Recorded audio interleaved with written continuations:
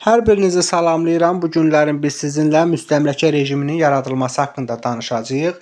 Dedik ki, Gəncə xanlığı müqavimət göstərdiyinə görə tutulan kimi ləğv edildi və yerində Yezavitopol dairəsi yaradıldı. Bundan başqa Dərbənd xanlığıdır, Bakı xanlığıdır. Bunlar 1-ci Rus-Qacar müharibəsinin gedişində müqavimət göstərdiyinə görə tutulan kimi ləğv edilir və komendantın idarəsinə verilir. Bundan başqa biz deyirik ki, Quba xanlığı 1806-cı ildə tutulanda nə oldu? Yerində əyalət şurası yaradıldı. Lakin sonradan 1810-cu ildə Qubada üsyan baş verdiyinə görə orada da həmin o xan idarəsi ləğv edilir və o da komendantın idarəsinə verilir. Amma məsələn müəyyən xanlıqlarımız var idi ki, onlar könüllü şəkildə qəbul eləmişdilər Rusiyanın idarəçiliyini. Məsələn Qarabağ, Şəki, Şirvan, Lənkəran. Bəli, bunlar düzdür ki, xanlıq adlanırdı, lakin nə idi? Həmin bu xanlıqları formal olaraq qalmışdı. Yəni daxili müstəqilliyi də ruslar tərəfindən məhdudlaşdırılırdı. Xanlara nə rütbəsi verilmişdi? General rütbəsi verilmişdi, amma onlar sırf çar generalı hesab edilirdi. Yəni birbaşa kimə tabe idilər? Qafqazın baş hakiminə tabe idilər. Məsələn biz deyirik ki, 1819-cu ildə sonuncu Şəki xanı vardı. İsmail xan zəhərlənərək öldürüldü, Şəki xanlığı ləğv edildi. Eyni zamanda 1820-ci ildə Şaman xanlığı ləğv edilir. Hətta biz deyirik 1805-ci ildə axı Qarabağ xanlığına imperator zəmanəti verilmişdi, sənin daxili idarəçiliyinə toxunulmayacaq. Buna baxmayaraq 1822-ci ildə Lənkəran, daha doğrusu Qarabağ xanlığı da ləğv olundu. Daha sonra 1826-cı ildə Lənkəran xanlığı da ləğv edilir. Yəni bu xanlıqların ləğv edilməsi 1-ci və 2-ci Rus-Qacar müharibəsinin arasına düşən dövrdür. Xanlıqların ləğv edilməsindən danışdıq. Gəlin indi ümumiyyətcə komendant idarə üsulundan danışaq. Bəli, deyirik ki, nə idi komendant idarə üsulu? Hərbi inzibati idarə etmə sistemi idi. Düzdür ki, nə idi? Burada əsasən deyirik məmur özbaşınalığı var idi, ədalətsiz bir sistem idi. Əsasən nə daşıyırdı bu? Müstəmləkəçilik maraqlarına xidmət edirdi. Yəni bir növ xalqı məhv eləyən bir idarə etmə üsuludur komendant idarə üsulu. Yaxşı, bura qeyd eləmişik ki, Qafqazın baş hakiminə aiddir. Gəlin görək Qafqazın baş hakiminə nə aid idi? Deyirik Cənubi Qafqazın ali idarəsinə başçılıq eləyirdi. Yəni Qafqazı o idarə eləyirdi. Eyni zamanda Rus qoşunlarının komandanı idi. Deyirik ki, çarın fərmanı ilə ruslardan təyin olunurdu. Yaxşı, bəs komendantlar nə iş görürdü ümumiyyətcə? Komendantlara nə aid idi? Deyir ki, Qafqazın baş hakimi tərəfindən təyin olunurdu. Rus zabitləri içərisindən seçilirdi. Haralar idarə edirdi? Əyalət, dairə və distansiya.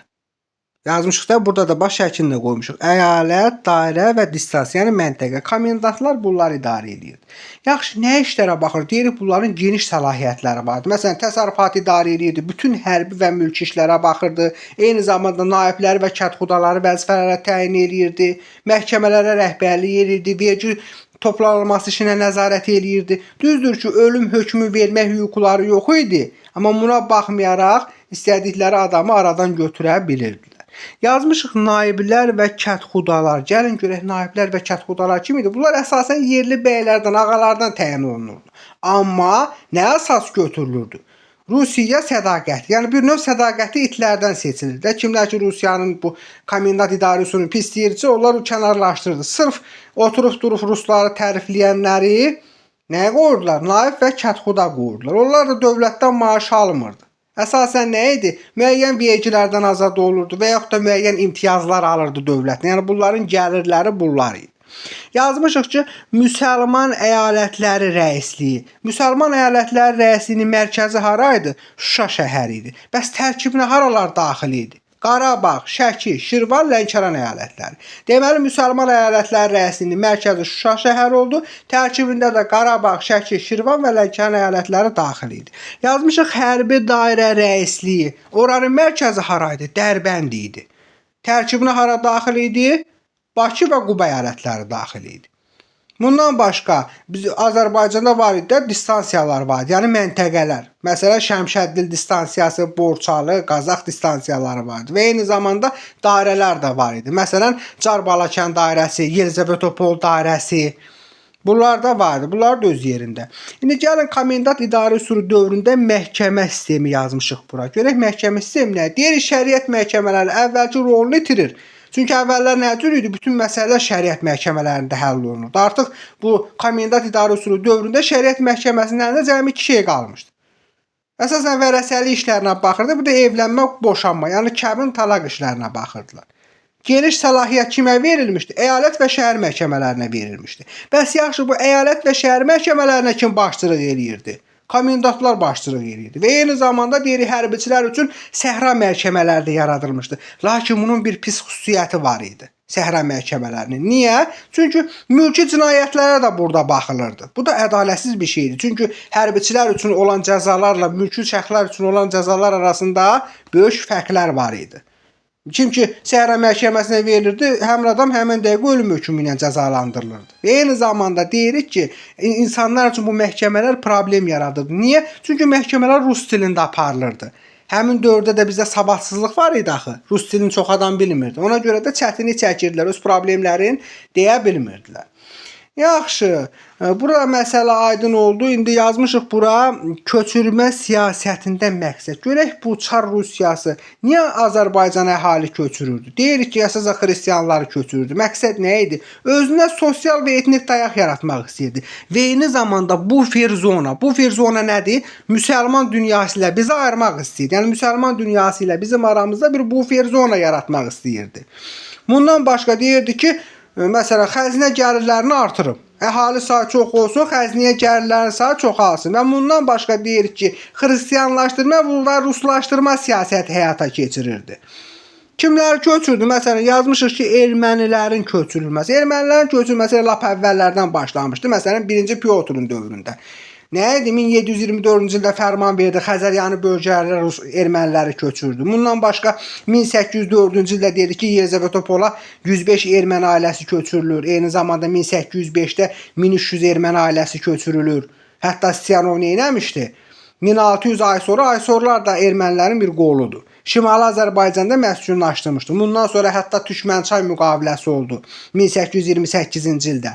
Nə idi? Deyirik ki, hardasa 40 min erməni İran ərazisindən gəlib bizim ərazilərimizdə məskunlaşdılar. Məsələn, İrəvan, Qarabağ, Borçalı bu zonada məskunlaşdılar. Və eyni zamanda Ədirnə müqaviləsi imzalandı 1829-cu ildə. Deyirik, Osmanlı ərazisindən 84 min erməni gəlib Azərbaycanda məskunlaşdılar. Yaxşı, bura qeyd eləmişik ki, ermənilərə edilən güzəştlər. Ermənilərə hansı güzəştlər olunurdu? Məsələn, deyir ki, sizə münbit torpaqlar veriləcək. Bir müddət bütün vergi və mükəlləfiyyətlərdən azad olunacaqsınız və sonralar sizin üzərinizə vergi qoyulanda yerli əhalidən alınan vergilərdən az vergilər alınacaq. Bəs yaxşı, o nəticəsində nə olur? Ermənilər bizim torpaqlara köçürülür. Heç nə, deyir ki, əhalinin etnik tərkibində ciddi dəyişikliyə məruz qalır. Eyni zamanda bu müəyyən əraziləri gəlib ələ keçirirlər, kəndlilərin vəziyyəti pisləşir. Hətta deyir, İrəvan və Naxçıvan ərazisində qondarma erməni vilayəti yaradılır 1828-ci ildə. Sonradan 1840-cı ildə ləğv ediləcəkdir. Yaxşı, yazmışıq ki, almanların köçürülməsi və məqsəd. Əsasən kütləvi şəkildə almanlar bura nə vaxt köçürülür? 1817-1818-ci illər. Yəni bunlar ermənilərdən qabaq köçürülür. Ermənilərin kütləvi köçünə vaxtı 1828-1829. Bəs almanların kütləvi köçünə vaxtı 1817-1818-ci illərdir.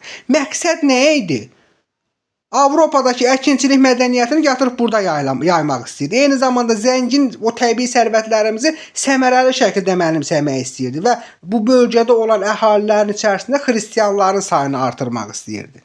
Ona görə deyirik ki, koloniyalar saldırdı. Məsələn, Yelenondorf koloniyası saldırdı. Harda? Gölgöl rayon ərazisində. Deyirik ki, ilk Alman koloniyası ilə Yelenondorf koloniyası idi Gölgöl rayon ərazisində. Eyni zamanda Annelfeld koloniyası salındı indiki Şəmkir rayon ərazisində. Buradan da məsələ aydın olur. Yaxşı, bəs bu yerli əhali var idi. Azərbaycanlılar bu köçürülən almanlardan nələri mənimsədi? Məsələn, deyir ki, altı zirzəməli olan evlər, üstü kirəmitli olan evləri öyrəndilər və eyni zamanda 4 təkərli furqon arabaları öyrəndilər onlardan. Yəni onlar almanlar tərəfindən bizə gəlmişdi. Rusların köçürülməsi haqqında danışaq. Deyirik ki, ruslar əvvəlcə istəyirdilər ki, əskərlər gəlir də bura, həmin əskərləri ailəsini köçürüb burada saxlasınlar. Lakin o əskərlərə sərf eləmirdi. Niyə? Çünki əskərlər fikirləşir ki, biz gəlib burada əskərliyimizi çəkib qayıdırıq. Eyni zamanda yad iqlim, məsələn, Rusiyanın hər zonasından gəlir də, orada soyuq iqlim, burada da gəlib yığırlar bunları Kürdəmirə. Kürdəmirdə də birlikdə hava biraz mülayim olur. O havadan gəlib bu havaya düşürdülər, pis təsir edirdi onlara və istəmirdilər ki, tarix boyu yaşadığı əraziləri atıb gedib tanımadıkları bir yerdə yaşasınlar. Ona görə də o effekt vermir. Ondan sonra fikirləşdilər, nə etmək lazımdır? Bu öz içərilərində olan var ya, təriqətçi, bidətçi, o dindən dönən, adət-ənənələrə qarşı çıxan, dinə qarşı çıxan. Onlar zaten nə idi? Ya öldürürdülər, ya tuturdular da. Ona görə deyir ki, onları aparaq dökək Azərbaycana. Bəli, deyir ki, 1830-cu ildə fərman verilir. Təriqətçi və bidətçilər gəlir Azərbaycan ərazisinə. Əsasən harada məskunlaşırlar? Qarabağda, Lənkəranda, Şirvanda. Bəli, gəlirlər, deyir elə ən münbit torpaqlar da onlara verilir. Ən yaxşı yerlər də onlara verilir. Və hətta onların gəlməyə bizə nə kimi ziyan göstərir? Yaylaq, qışlaq maldarlığına zərbə vurur. Çünki onlar elatları nə adlandırırlar? Mədəniyyətdən uzaq olanlar. Niyə? Çünki onları bir yerdə tapıb vaxtında vergi ala bilmirdilər. Gətdilər, yerləşdirdilər həmin o yaylağa, qışlağa gedən əhalinin evlərinə. Ki, həmin yaylaq, qışlaq maldarlığına zərbə vurulsun, onlar bir yerdə otursunlar. Yaxşı, Rusların iqtisadi siyasəti, ümumiyyətcə Rusların iqtisadi siyasəti bilirsiniz nə idi? Bizə xam mal mənbəyi eləsin. Yəni ucuz xam mal mənbəyi idik biz. Nədir məsələ? Biri var burada, bütün sistem qurulur, xam mal burada çıxır, hazır məhsul burada alınır, onlara sərf eləmirdi o. Deyirlər, xam malı buradan çıxardıb aparacaq öz ölkəmizə, orada hazırlayıb, hazır məhsulu baha qiymətə satacaq bizə. Yəni bir növ bizi özündən həmişə asılı vəziyyətdə saxlamaq üçün müstəmləkə siyasəti yeridirdi. Yəni ucuz xam malı alır, hazır məhsul da baha şəkildə bizə satırdı. Məsələn, deyirik ki, bundan əlavə məsələn 19-cu əsrin birinci yarısında Nuxada ilk kapitalist müəssisəsi açıldı, ilk manufaktura açıldı, Xanabad manufakturası 1827-ci ildə. Və eyni zamanda Qafqazda ipəkçilik və ticarət əkinçiliyini yayan cəmiyyət açılmışdı 1836-cı ildə. Bunlar sırf bir şey üçün idi. Nə idi bunlar? Əsasən bu Rusiya öz xam ipəyinə olan tələbatı ödəmək üçün bunu burada açmışdı. İpəkçilik, yəni digər şeylər hamısı xam mal şəklində gedirdi, hazır məhsul qayıdırdı. Aha, əhalinin sosial tərkibi nə cürdür? Bəli, əhali əsasən iki hissəyə bölünür də.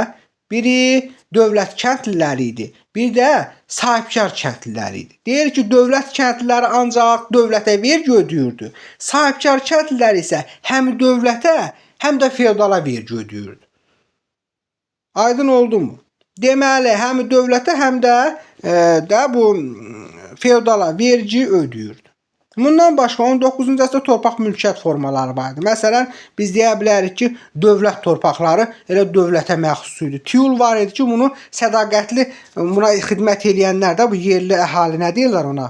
Naiblərə, kətxudalara verilirdi əsasən.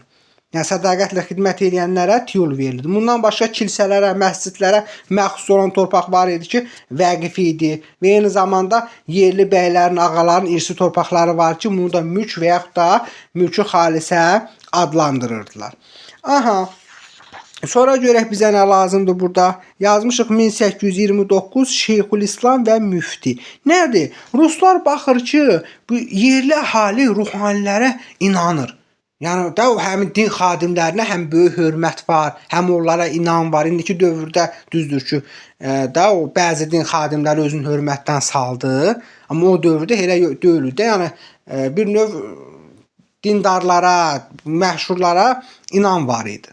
Yəni din xadimlərinə inam var idi. Deyirik ki, ona görə də 1829-cu ildə Şeyxülislam və müfti vəzifələri düzəldir. Yəni nədir bu? Şiə məzhəbində olanlara rəhbərlik edənlər Şeyxülislam idi. Sünni məzhəblilərə də başçılıq edən müfti idi. Həmin vəzifələr təsis olundu. Və hətta deyirik ki, nə baş verir? 1830-cu ildə deyir ki, torpaqların bir hissəsini qaytarın. Bu nə deməkdir? Axı deyirik ki, gəldilər bunlar bütün torpaqları mənimsədilər, əllərindən aldılar. Bu nəyə gətirib çıxardır? Həmin bu yerli əhalinin, yerli zadəganların, bəylərin, ağaların bunlara qarşı nifrətinə gətirib çıxardır. Onun qarşısını almaqdan ötürü 1830-cu ildə çar fərman verir. Deyir, müsadir olmuş torpaqların bir hissəsini geri qaytarın. Və eyni zamanda burada yazmışıq ki, 1836-cı il Katolikosluğun ləğvi. Bəli, 1836-cı ildə deyirik Alban Katolikosluğu ləğv olunur və verilir hara? Erməni Qriqoryan Katolikosluğunun tərkibinə verilir. Bundan başqa 1836-cı ildə rəhdari vergisi ləğv olundu. Rəhdari vergisi nə idi? Daxili gömrük rüsumu. o ləğv edilir. Bundan başqa 1839-1843-cü illərdə deyirik ölkə ərazisində, yəni vahid ölçü, vahid çəki pul sistemi tətbiq edildi. Bundan başqa 19-cu əsrin ortalarında artıq vergini məhsulla almırdılar. Nə ilə almağa başladılar? Pul vergisi ilə əvəz olunur. Həmin natural vergini pulla əvəz edirlər. Bunun da səbəbi nə idi? Əmtəə pul münasibətlərini inkişaf elətdirmək istəyirdi. Və eyni zamanda yazmışıq ki, 1821-ci ildə nədir bu? Güzəştli ticarət tarifi. Bəli, bu nə deməkdir güzəştli ticarət tarifi? Yəni bu Cənubi Qafqaz var, bura gətirilən malların 50%-dən gömrük rüsumu alınırdı. Bu da nəyə gətirib çıxartdı? Ticarət canlandı. Amma rusların özü üçün pis təsir göstərirdi. Çünki rusların öz malları dövriyyəsi azalırdı. Çünki bunlardakı məhsullar az keyfiyyətli idi. Amma digər Avropadan gələn məhsullar daha ucuz və daha keyfiyyətli idi. Bəli, onun qarşısını almaqdan ötürü yasaqlı tarif verir 1831-ci ildə. Nə idi bu? Deyirdi, burada gətirib digər əraziyə apara bilməzsiniz. Bu kimi proseslər baş verir.